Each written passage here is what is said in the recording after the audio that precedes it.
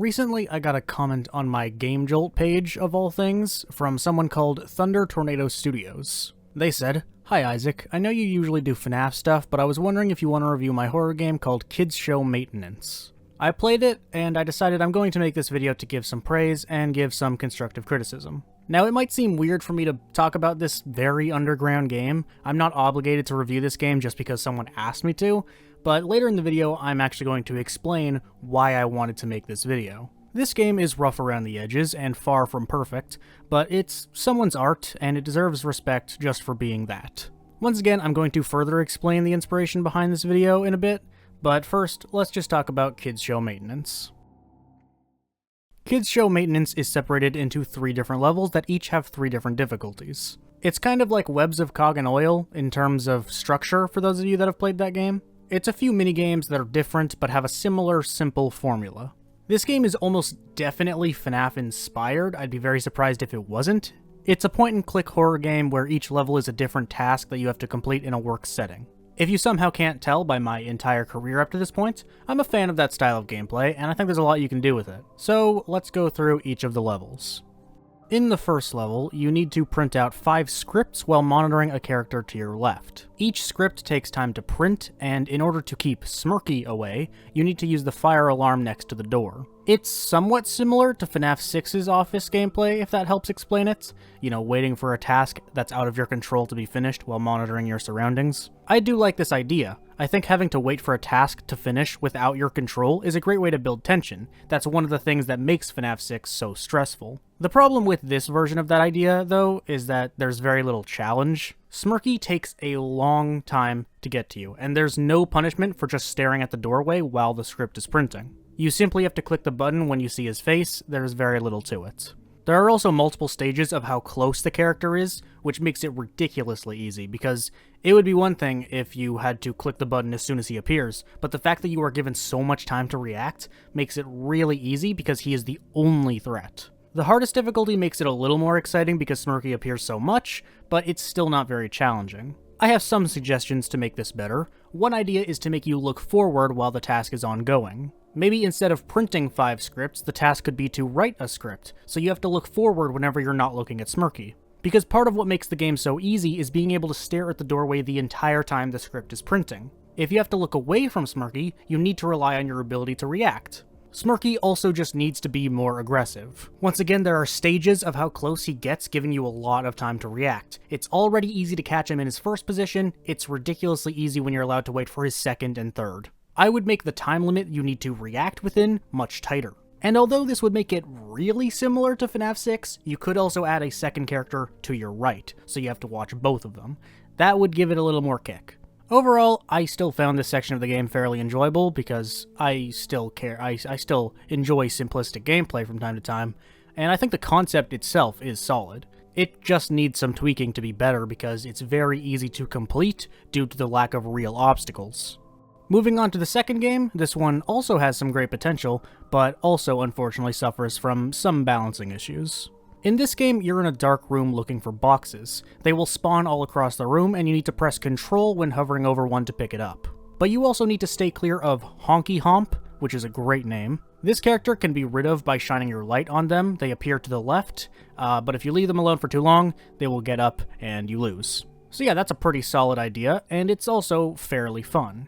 But it has 2 problems. First of all, you can kind of just spam Control while looking around and you'll eventually get the boxes. Second, Honky Homp goes away as soon as you shine your light on them, so you essentially just have to shine your light to the right every once in a while, and that's the whole challenge. I never even really got a good look at them until I was letting them get me to get footage because of that. They disappear instantly. I have some ideas to change this up. One idea is to make Honky Homp slowly fade instead of just disappearing instantly. Like in Ultimate Custom Night, you need to hold your flashlight on Phantom Freddy to make him fade away. It would be a better way of measuring your danger, and it would make the player spend more time on the threat. A time limit would also make the game more intimidating. You have as much time as you want as long as you get rid of Honky Homp, so there's no feeling of urgency to finish. Overall, once again, I still think this game is pretty solid. It's very simple, all of the games are, but that's not a bad thing inherently. Although you can spam control and look around to get the boxes, it can be hard to spot them at times when they're closer to you or far away or blend in with the environment. And if Honky Homp's difficulty was cranked up a bit, the game would probably be balanced fairly well. Maybe you could make him spawn in random locations as opposed to the same one. Or another thing you could do, actually, is to make it so you get some sort of punishment when you push control and there's no box. That might make it a bit much, but at the same time, it would add a punishment for getting things wrong, which there basically is none. To elaborate on this idea that I have, I think a good idea to combine the two ideas that I just pitched would be have the character fade in and out like Phantom Freddy in Ultimate Custom Night, like I explained, and if you hit control without a box being there, the character fades in quicker. And the character could spawn, like, at any point in the room as opposed to just being on the right. That way, you know, something happens. So once again, the foundation, I would say, is there. This is a pretty solid idea. It makes sense, but there are just elements of it that need to be tweaked in order to give the game an actual challenge. Now we move on to the final game within this game, and what I believe to be the most well-shaped game in the package. In this game, you need to click a button in the top right to dispose of trash while a figure behind you appears at random. Turn around and take a picture of them to make them vanish. This is a solid concept that's executed fairly well. The problem with it is the same as every other one, and that's just that it's fairly easy. I think the only way to fix this would be to once again increase the character's aggressiveness, and also make it harder to notice when they appear. There are both visual cues and audio cues for a character that there's only one of. I don't know how much that'll help, since you can look behind you whenever you want, and just check often so you'll catch them, you know, eventually. But making it harder to know that he's there could still help. You could also make it so you lose if you look behind you and he isn't there. Maybe give it like a slight audio cue for when he's there, and if you miss it, then you lose. But also if you look behind you and he isn't there, then you lose. That could be a bit too challenging, but it could definitely be interesting. Overall, this last game is still my favorite. It isn't broken, even if it's not that hard. And it has the most unsettling setting with a reasonable point-and-click gameplay. It's solid, I would say. I enjoyed this part. Before we end the review, I will add a few more notes. I'm sure you were thinking this too, because there's no way not to. What's with the MS Paint drawings? The level select has these little scribbles, I guess to tell the player what the game is about, but you really cannot make out what they are. There are 3D models in this game, and the game had to be coded to exist. There was no graphic that could be made that would be better than this? It doesn't affect the gameplay, so it's not a big deal, but it would definitely make the game appear more professional to either get rid of the graphics or just make slightly better ones. To give some more compliments, however, I really like the overall concept and structure of this game. You're working at a place that does kids shows, and the environments are simple but good enough, and the tasks make sense for the theme. The characters are a bit questionable, because unlike FNAF or Poppy Playtime, these guys wouldn't pass for kids characters. But they're fine nonetheless. And if this game was harder, it could definitely be quite scary. The problem I had was the lack of tension due to the game simply being easy to get through, but if I was under a little more pressure, it could be legitimately unsettling to be in these dark areas with these creepy characters. So that pretty much sums up my thoughts on kids show maintenance. It is rough around the edges, you know, not everything is the highest quality, but I had a good time with it. It's simple, and sometimes that's the best thing a game can be. Sometimes I just want a point-and-click game where I don't have to think about it too much, and I can just let the game flow and complete the tasks I'm meant to complete. It's a fun little game that I can appreciate for what it is. Now, I said I had a reason for reviewing this game. Once again, you might look at this and think it's weird for me to talk about this, and a lot of you probably know that I can be a real asshole, so the fact that I'm being so nice is also a bit jarring. Sure, you could argue I reviewed it because someone that seemingly watches me asked me to, and that's definitely part of it. I thought it would be nice to do this for this person, but that's really not the only reason. I wanted to review this game and view it in a positive light, because in a way it represents what I adore about the modern field of gaming and the current structure of creative work on the internet. This game was most definitely a passion project.